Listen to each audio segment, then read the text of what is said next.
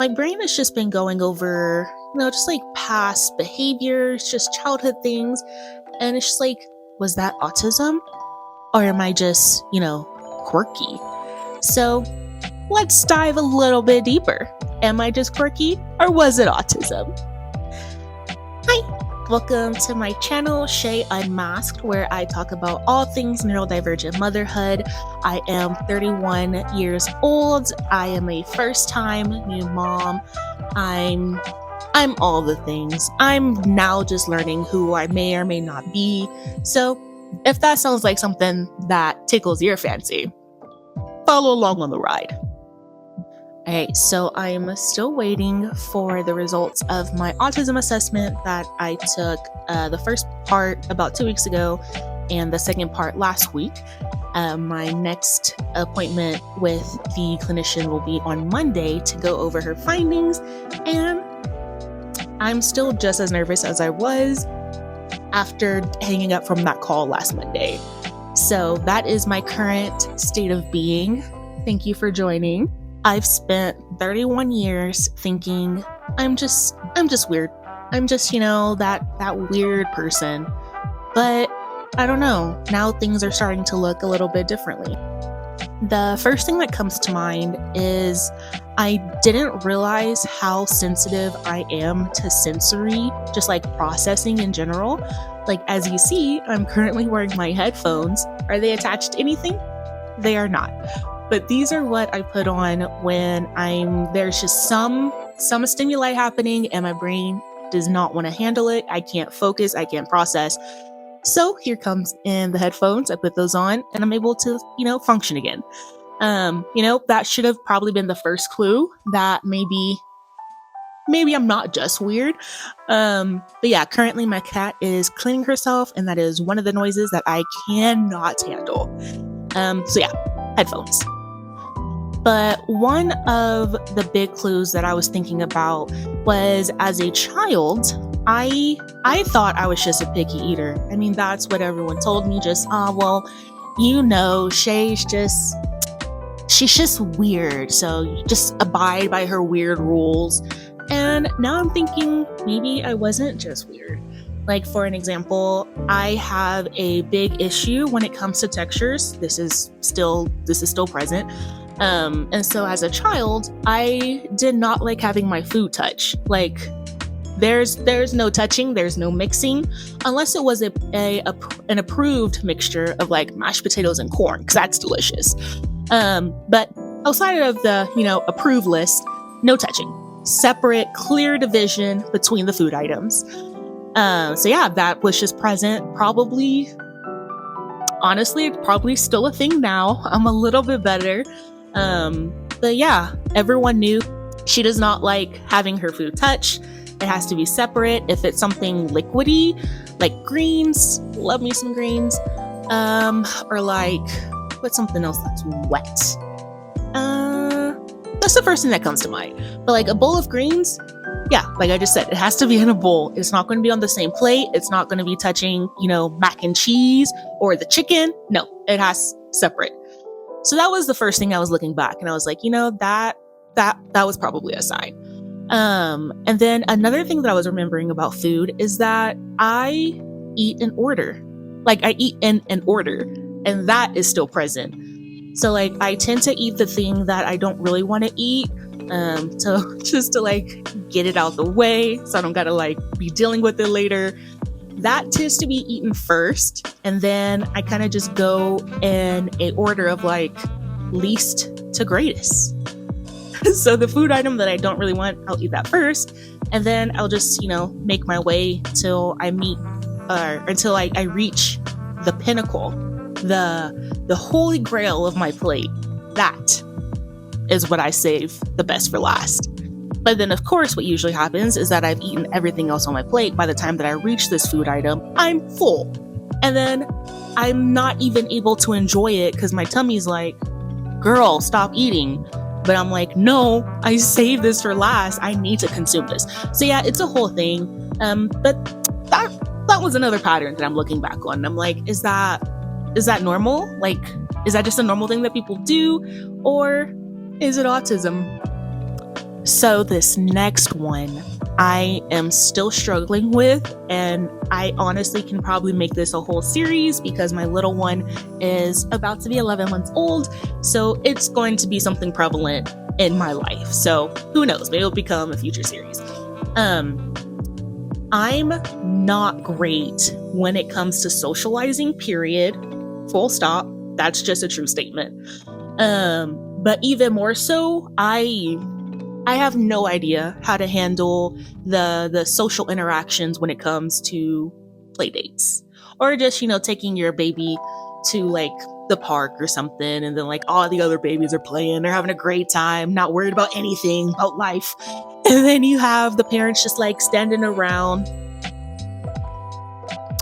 Yeah, I don't know how to do that. So the most recent experience that I have is that I took my son to kind of like this indoor play thing, and he was playing around, having a great time, crawling around, love it.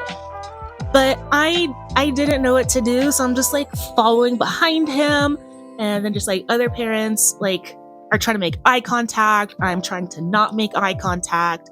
Then of course my son, actually, he's a little bit introverted just like me, so I won't say that. But another child came up to him and was trying to, do the baby thing of talking but not really talking. And then the parent of that child just obviously was coming over because they're both young, and was just like, forced conversation, insert that here. And I'm like, I didn't practice this. I don't know what to say right now. So like my brain is like going in real time of, what do I say? What do I mention? Should I comment the weather? Should I? I'm actually really good at inserting fake laughs. But yeah, so my brain's going in real time. They're talking to me. I'm trying to figure out how to respond. I don't know. And so I'm just standing there like, not saying a single thing, super awkward. 0 out of 10 stars, do not recommend. So that is another clue that I'm like, is that normal? Is that a normal interaction of not having something already rehearsed? So you don't have, like, I call it like a bank of conversations, like prepared conversation topics or just like things to say. I don't have that prepared yet. So is it normal to not have a bank of predetermined conversation words just like ready to pull from, so you're like able to actually navigate these social interactions? Is that normal, or is it autism? All right, so for this third one, you've probably seen it all on, indie TikTok, ADHD Instagram, but it's real. I get it now. So do you ever reach the point of like, you're normal, fine. Oh my God, I need to pee, or I'm going to combust. Fine. Oh my God, I'm just going to fall out right now and pass out because I haven't eaten yet. Or fine. Oh my God, my body, my head is hurting, my back is hurting. When's the last time I drank water? Is this a normal occurrence for everyone else, or could it maybe be autism? I don't know. Yeah, I'm a victim of that so much. And it's not that I'm just like forgetting, I'm just forgetful. It's just that my brain just doesn't prioritize, my own body's needs and functions until it reaches the point that it's like, no, girl, you need to listen. And then my brain's like, ooh, let's fire off those signals, just self-preservation happening real time. I literally have my water bottle right here standing, like, it's not standing, it's a water bottle. I have my water bottle right here just like looking at me. And I'm just like,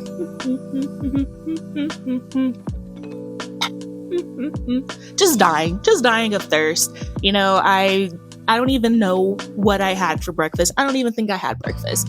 What did I have for lunch? I don't know. So I'm just like, but I will say that my brain currently is super hyper focused right now on these bugs that I'm doing for work. So that's, at least that's helpful. But no, I can't. There's no like being able to, oh, I think my tummy just rumbled. I might be hungry. Oh my gosh, I think my bladder is 12% full. I should probably keep an eye on that. No, it's either 0 or, I won't say 100, 98. It's either 0 to 98. Those are the two extremes that I have. So is that normal or is it autism?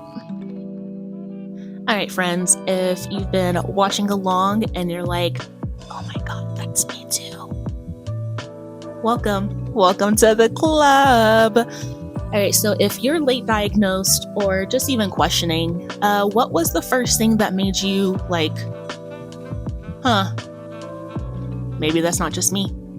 Tell me in the comments what that was, because I probably have, like, once my brain's now thinking back over those patterns, I can probably also be like, oh my God, me too. Why didn't anyone tell us? So tell me in the comments. I get my results in 4 days. Math? Hello, math? I think it's 4 days. I get my results next week. So if you would like to see the outcome of that, where Shay finds out, is she neurotypical or is she neurodivergent?